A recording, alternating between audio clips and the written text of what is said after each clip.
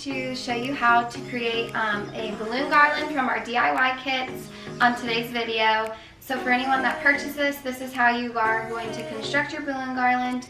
Obviously it's not going to look the same, but this is how you're going to blow up, and we're going to show you all the steps. So here we go. First, you're gonna need a balloon pump. There are a couple different ways to do this. If you do this by mouth, there's 60 balloons in here. That's a lot of work. And if you're gonna purchase multiple balloon kits from us, this is the way to go. There is a manual pump, which is fine. This is like $3 you can get at Target or the dollar store. So this is a great tool. However, our favorite is on Amazon. Usually they run sales, they're like $16 to $25.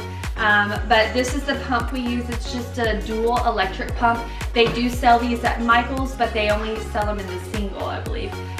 So if you know you're going to be doing a kit or multiple balloon kits over your course of time, we definitely recommend a dual electric pump.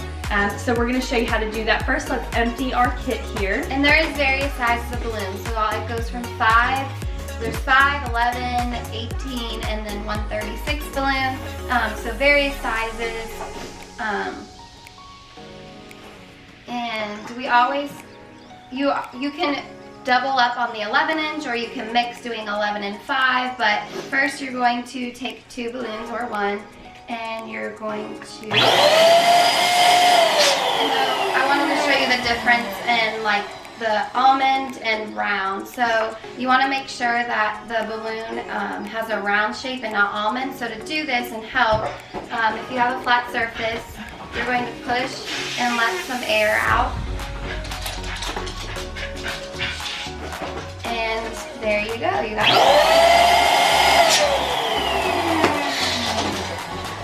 Then you're going to want to tie the necks of the balloons together. Make sure the necks are long so that way you can put these in clusters.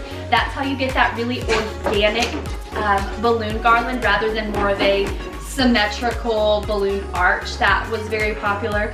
So once you have them in that spherical shape, you'll take the 2 balloons and tie them together. Make sure you stretch the neck right there so that way you have a long neck. And there you go. So we're just gonna go ahead and inflate all these balloons, and we'll show you how to cluster.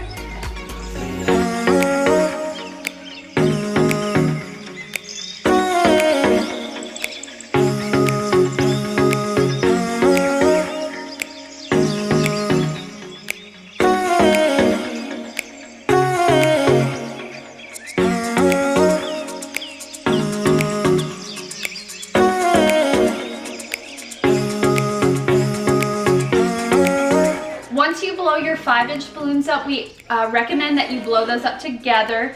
You'll take them and cross them into a little cluster. Just twist them a couple times. We like to do the light colors together on these just because it fills holes easily, but you're welcome to do the assortment of colors if you like.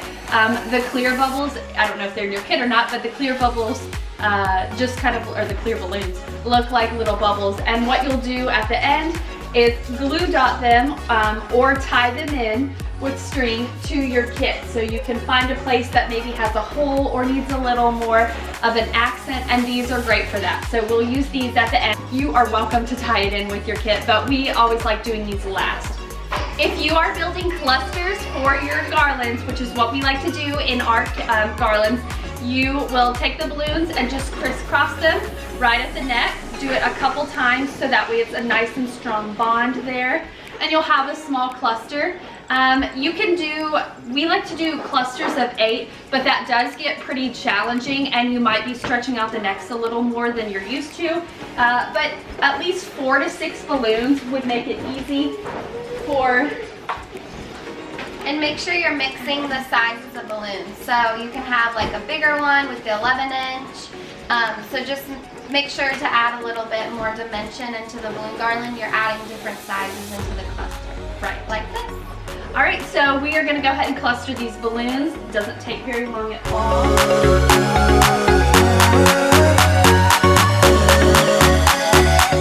Okay, next you're gonna wanna take the fishing string that is in your kit and you're going to tie it on one of the clusters. So pick a cluster that you would like to be the end or the beginning of your kit.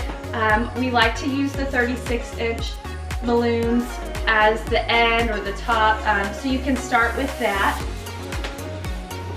And you're just gonna tie it around one of the necks, like the knot that you created. Yes, that big knot. There should be one knot, not multiple. And you're just going to, tie this.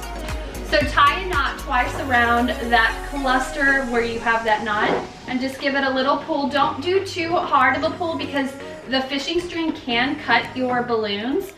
So you just have to be a little extra cautious when you're using this. But we love the fishing string because it's invisible. You cannot see it on your garland. And it does give the garland that organic look. So the next thing you'll do is take your next cluster that you want to use and maybe pick colors that you think would look good. If you are color blocking and doing light colors, just note that. Or if you're doing an assortment of colors, pick one that's going to fit well next in the pattern. You'll take your string and the garland and you'll just push them together. Pull the string through to the next knot and push down on the balloons while you pull up with the string. So down on the balloons, up with the string. All right, now that it's kind of fit in place good, I'm gonna go around a balloon and give it a little tug, and then around again, and another tug.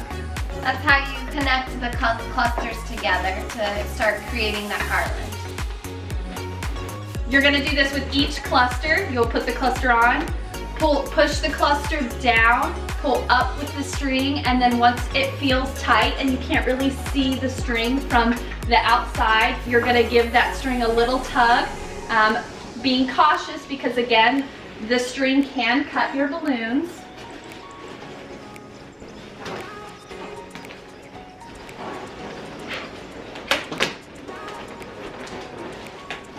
Give it a little push and pull the string. Push and pull the string.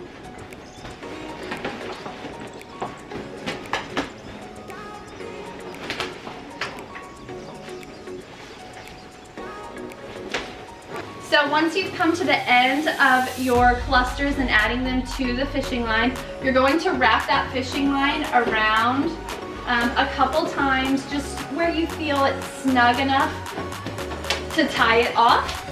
And I like to leave extra string at the top of our garland. That way you can tie it off if you're using hooks. Like we like to use command hooks. You can use whatever you have access to tie something off. If you're doing pillars, it's easy to just tie around something. But the command hooks really help. Once you have finished the outside of your garland, I recommend hanging it where you want it, and then you're gonna take your 5-inch balloon pods that we've created and fill holes or just place in areas that you think it needs another little accent. But yeah, that's about it. And you can use your glue dots for those. Yes, glue dots, or if you do need to tie it in with the string, that's fine too. And then also in all of the kits that you, the Halloween ones, we have these little bat appliques with the little kind of glue strips.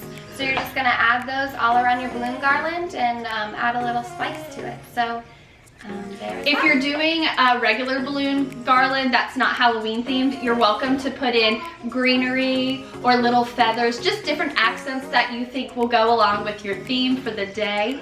And yeah, tag us in any photos you take. We want to see your kits. We want to see how they turned out. We want to see how they turned out, and we would love to share them on our social media. Thank you so much for buying from the Poppin Peony, and we'll see you next time. Bye. Bye.